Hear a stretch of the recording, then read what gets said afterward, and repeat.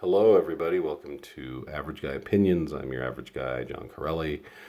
Episode 108. I'm doing a three-parter about 420, the good, the bad, and the ugly. We'll start with the good, which is marijuana.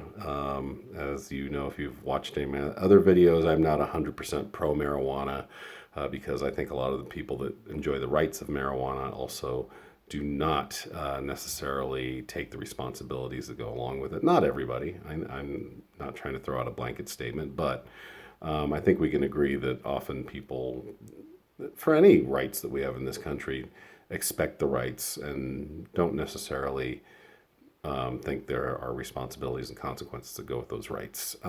But having said that, let's talk about weed, shall we? It is the good. I agree that it's good.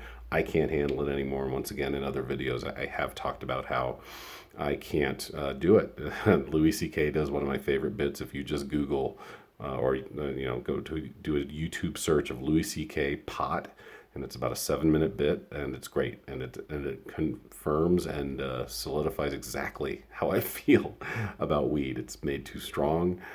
We don't want to do it around 20-year-olds generally.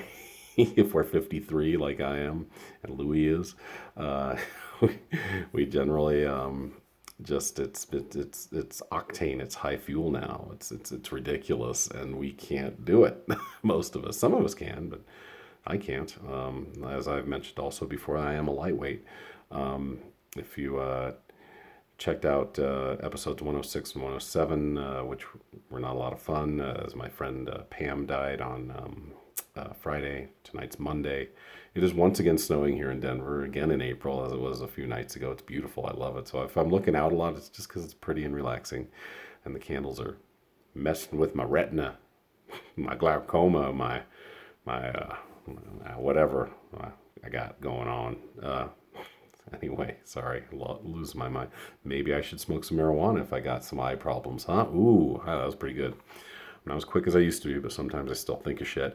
Um, I give you some of my marijuana experiences. I've not only am I a lightweight. I was getting to that because I had a few with Pete on Saturday night after his wife died, and I can't drink anymore. I had four, and I almost threw up off of 3 beers and a vodka tonic. That's it.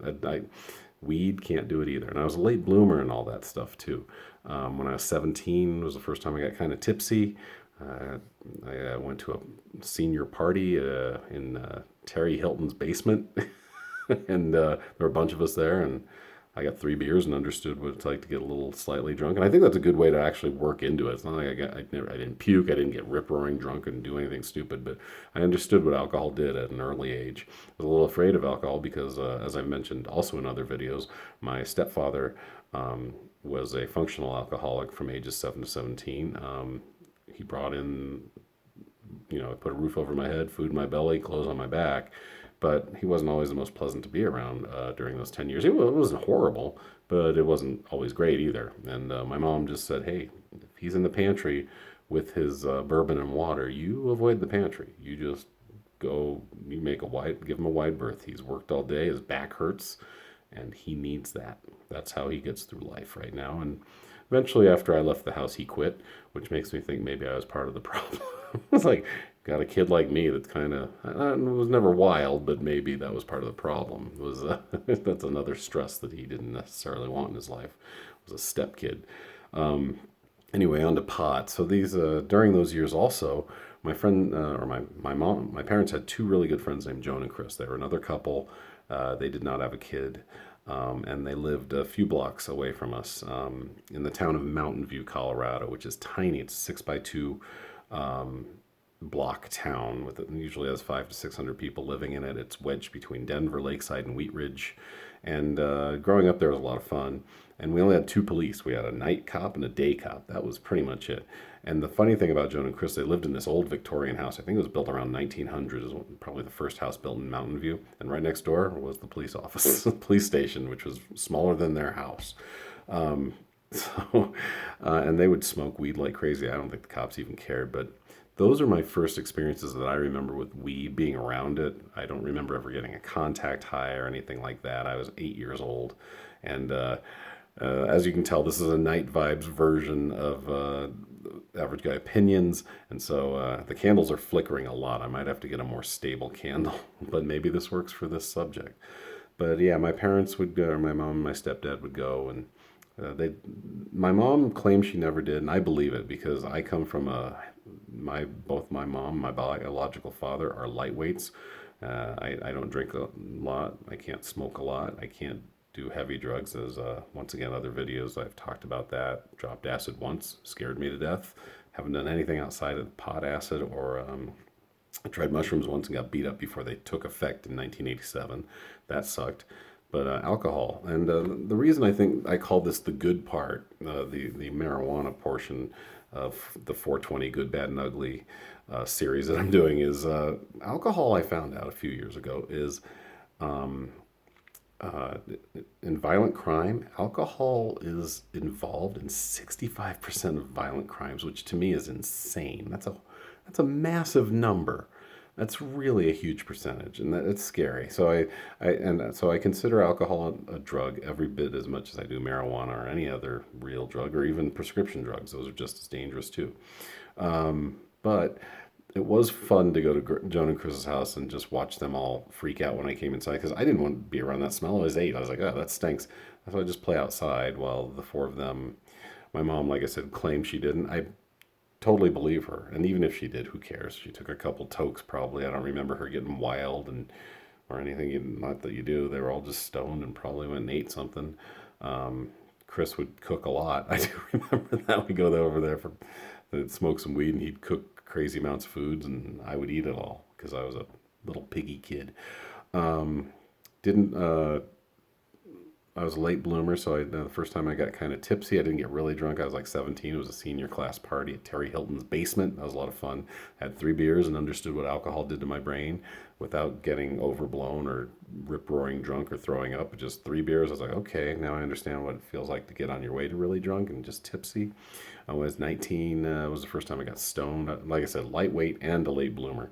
I don't know if that's a good combination or bad. I happen to think it's good. It worked. It feels like it's worked out for me. But yeah, so at 19, I had a couple friends. We were all art minors or art majors, or we didn't really know what we were doing. We all went to Metro State together with my friend Doug and Brian Tamaiko, who's great. And I might put a picture of him up for the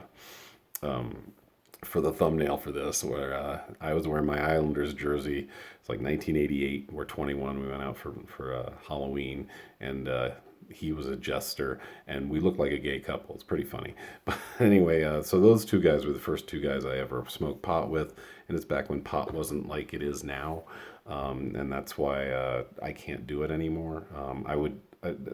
All I remember about smoking that weed was eating a lot and just laughing at everything. And in those days, like from 19 to probably age 25, I smoked weed a few times a summer. I was very casual, recreational user. Didn't use it a lot. Never felt like I needed it. It was it was like socially drinking. It was socially smoking. That's what I did with it. So that was cool. And now I would ask you guys to refer to weed, and I hope I'm not repeating myself because I got interrupted in the first version I was doing of this, so I may be repeating myself, but maybe I'm not. But Louis C.K. does a great bit about pot. So if you just Google or YouTube Louis C.K. weed or Louis C.K. pot, and it's great. And it's a 7-minute bit about how it is the science behind it's made it crazy. People like, and Louis C.K. and I are 13 days apart. There's a reason he's my favorite comedian. And that's a big part of it. We're the same age. We have similar backgrounds in a lot of ways. And we both love comedy, and we both can't smoke pot anymore because it's insane. It's like, did you lace this with meth? What is happening with pot today? And I've talked about that before too, as far as dabs and all that. But I still maintain that out of the 3 things I'm going to talk about for 420, uh, by far, pot is the good. The bad and the ugly will be coming up. I will let you know what those are when I get to them. Let's see what I can do with the last 20 seconds I'm supposed to fill. Probably not a lot. I'm definitely not going to roll a blunt and smoke it. Um, maybe I got nothing. Maybe I'll just do a jig, maybe do a little break dancing. I don't know. Now I'm down to 8 seconds. So sorry about the weak finish. Pot is the good of the good, bad, and ugly. Thanks for listening, guys. See you on part 2.